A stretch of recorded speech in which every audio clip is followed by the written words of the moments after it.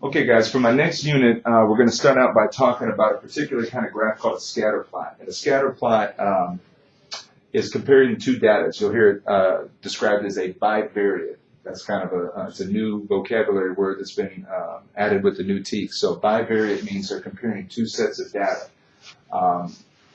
It could be how much you work out and how much, I don't know, that's probably not a good one.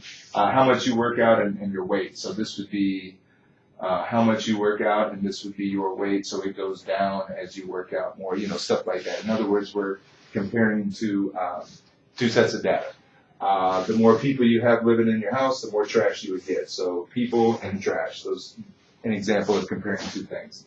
I know those are silly, but those are just the ones that are coming in my mind right now. So first thing we need to know about scatter plots is the correlations. You have a positive, a negative, and no correlation. And once you see them, it's one of those things that once you see it, you pretty much got it. So if you look at the correlations right here, you can see I'm using these three graphs for correlations. If you look at these coordinates, all of these points, they're all going in a positive direction. They're all going upwards, okay? So this would be positive. Right here, they're all going down, so that would be negative. And then over here, you can't really tell what they're doing, and so that is no correlation. So what we have is positive correlation, negative correlation, and no correlation. So once again, if you can look at a scatter plot and you can tell that most of the coordinates together are moving in an upward direction, then it's a positive correlation. You'll also hear the word trend. So trend and correlation are synonymous. So either hear positive correlation or positive trend. Forgot about that. And then if you can tell that most of the coordinates or most of the points are going down, then that would be a negative correlation or a negative trend. And then if you can't tell what the coordinates or points are doing, they're just all over the place and there is no trend or no correlation. All right, so the next thing you need to know about scatter plots is to be able to tell whether there is a linear or a nonlinear relationship. So if looking at all the points, you can see that, if you can tell that they're a straight line, which in this case you can tell they are not, then it would be linear. If they're not a straight line, then it's nonlinear. So this one here, you can see for the most part, it's kind of going like this. That is not a straight line, so this would be an example of non-linear.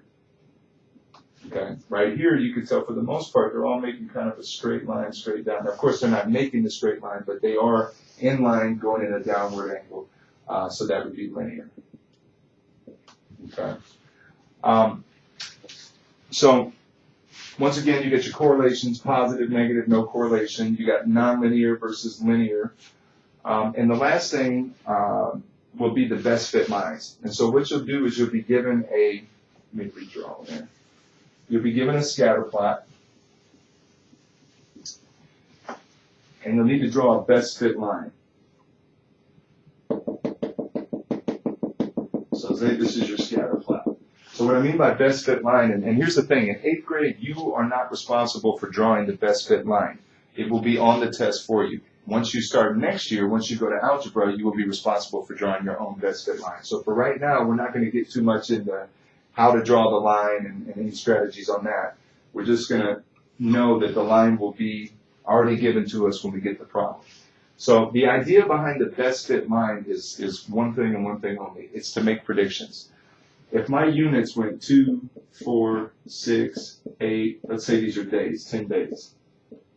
Well, what happens if I want to know on the 100th day? So the idea, let me bring that down to this a little bit.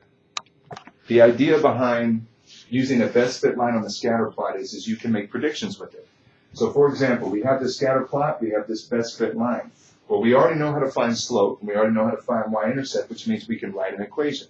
So I don't know what this would be. Let's say it actually did go through the origin. So we would have a proportional relationship. Let's say we're just going, we're going up 5 and over 2. So let's say our equation is y equals 5 over 2x. Well, the bottom line is we have this equation here that we can make predictions with. So if our x's is 2, 4, 6, 8, 10, we can actually look at the graph and see about what's going on. But if it's the 100th day, we're not going to extend this graph out to 100 to try to see what's going on. So what we do, we substitute the 100 in here. So that would be y equals 5 over 2 times 100 over 1. 5 times 100 is 500, divided by 2 is 250. So So if I was going to make a prediction what would happen on the 100th day, I would use my best fit line to write an equation. Then I would substitute that 100th day in for x and find out that y would actually equal 250. So whatever it is that we're talking about, maybe this is money, maybe this is how much money we're going to make. So how much money will we make on the 100th day? We make $250. So one last time, scatter plots.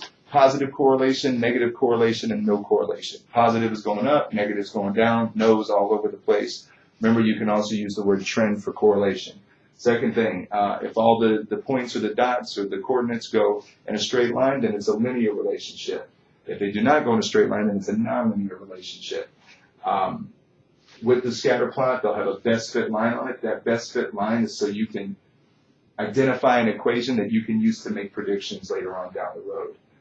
Whatever x you're given, or even they could give you a y and you could have to solve for x. But the bottom line is the best fit line is used to create an equation so you can make predictions with it. And that's scatter plots.